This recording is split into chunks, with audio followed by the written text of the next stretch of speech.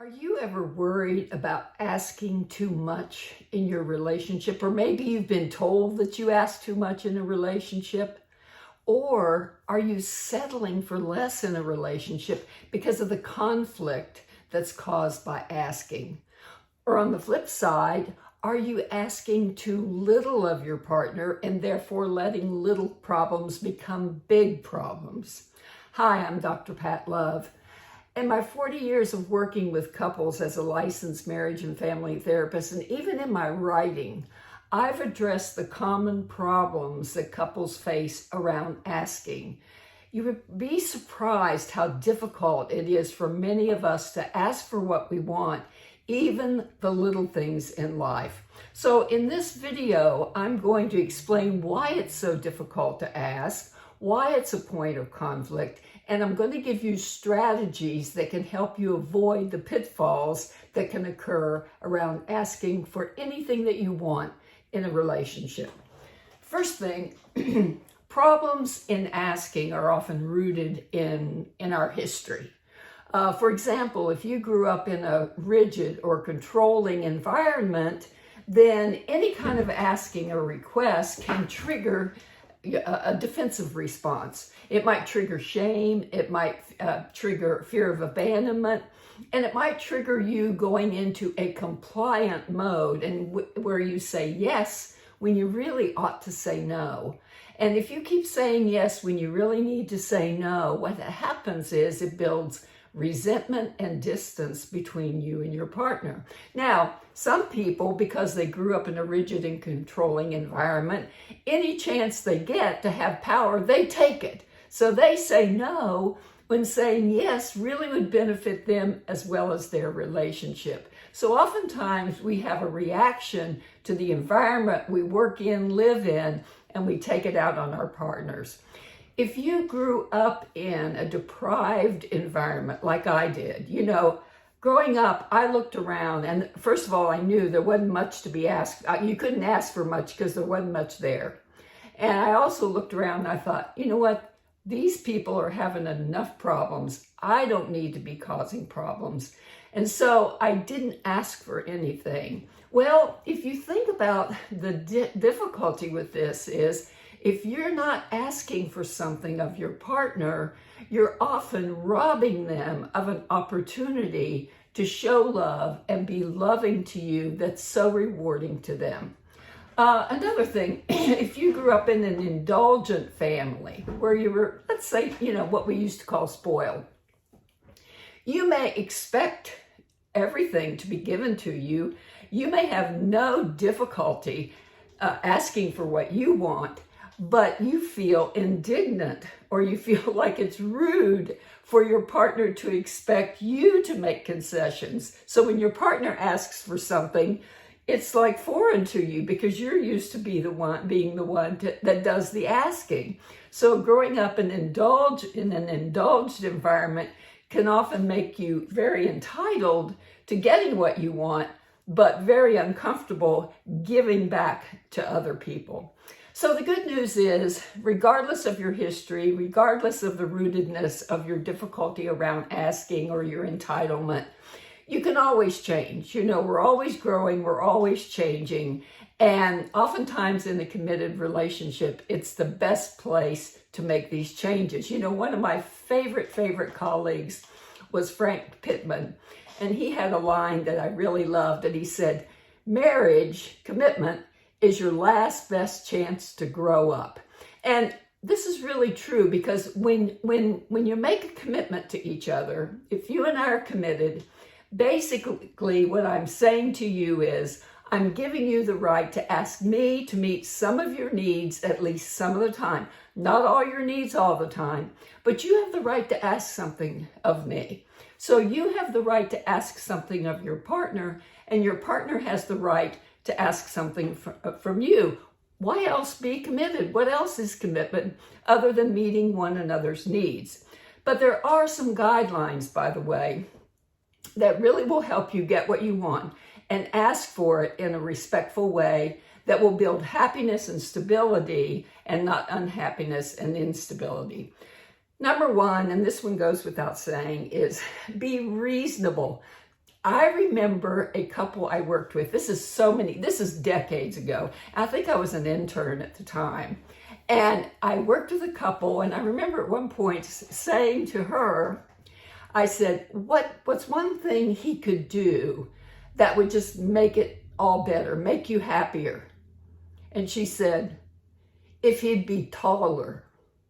That is a true story. I think my mouth dropped. I'm not sure how I even answered that, but I can tell you, I remember it decades later. We got to be reasonable about our requests and what we're asking. A line I often use is, if you polled 1,000 people on the street, would they say, yeah, that's a reasonable request in a committed love relationship? So be reasonable about what you're asking. Number 2, be fair. If you have one factor that stabilizes relationships and adds to contentment, it's fairness. We want our relationships to be equitable. I often say the very best relationships are those in which you tell your best friend, I get so much out of this, I can't believe I'm so lucky. You feel fortunate. So be fair. For example, if you want me to initiate sex, more, and yet you have absolutely no interest in participating intimate foreplay, how fair is that, really? If you'll spend money on a game that you like, or going to a sports event or an activity or a concert that you like, but you won't pay for us to go out to eat something that I like, how fair is that? So you have to be fair in what you're asking. The third thing is, make sure you're really asking and not complaining. If I ask, is that what you're going to wear? That's not really a question. It's a statement. It's a judgment. It's a complaint. Or, are you going to eat all that? I mean, that's not a question, right? I'm not asking for something. It's sort of a shaded ask, right? But is that my business or your business? So again, make sure you're asking and not just complaining. The other thing is, be careful that you're not too picky or perfectionistic. There's nothing wrong with having high standards. We all have high standards in certain parts of our life, but do I have the right to put my perfectionistic standards or my picky standards on my partner? And literally, there is a law of diminishing returns. If I am picky all the time, my partner gets deaf, to my requests. So again, make sure you're not being picky or perfectionistic and asking all the time and all too much. The other thing is, be specific about your requests. Take the puppy out at least once an hour to reinforce the training that we're doing with the pup. I mean, that's positive, measurable, specific. You want to be specific with your partner, because then you're programming your partner for success and you're programming your relationship for success. Sometimes, by the way, when you ask for something, you need to give a rationale. Would you please put your phone on silent? Because one, I want to watch the movie with you. I enjoy watching it with you and being in the experience with you. But also, when I get interrupted, it's hard for me to get back into the plot. So again, sometimes you might want to give a rationale. And you can also say, it really pleases me, it really touches me, it makes me feel important when you put your phone away for us to watch a movie together. You can actually say what it means to you and how it touches you. That goes a long, long way. Because remember, asking for something can trigger shame. It can make me feel inadequate. It can also trigger abandonment. Oh my goodness, if I don't give it to you, you might be unhappy, you might leave me. So again, let's be positive, measurable, specific. And also make sure if you're asking, you're also appreciating. Appreciation should outweigh asking so many times. Use your own formula, times 10, times 20, times, I don't know what formula you're using. But if I think of it on the other side, if you're in a relationship and the partner asks and asks and asks and maybe demands even, or is constantly requesting, and you hear very little or no appreciation, what's your incentive? How hopeless do you feel? How diminished do you feel? So make sure you're appreciating when you're asking. The last one, and this is extremely important. I mentioned it earlier. Be careful that you're not asking too little.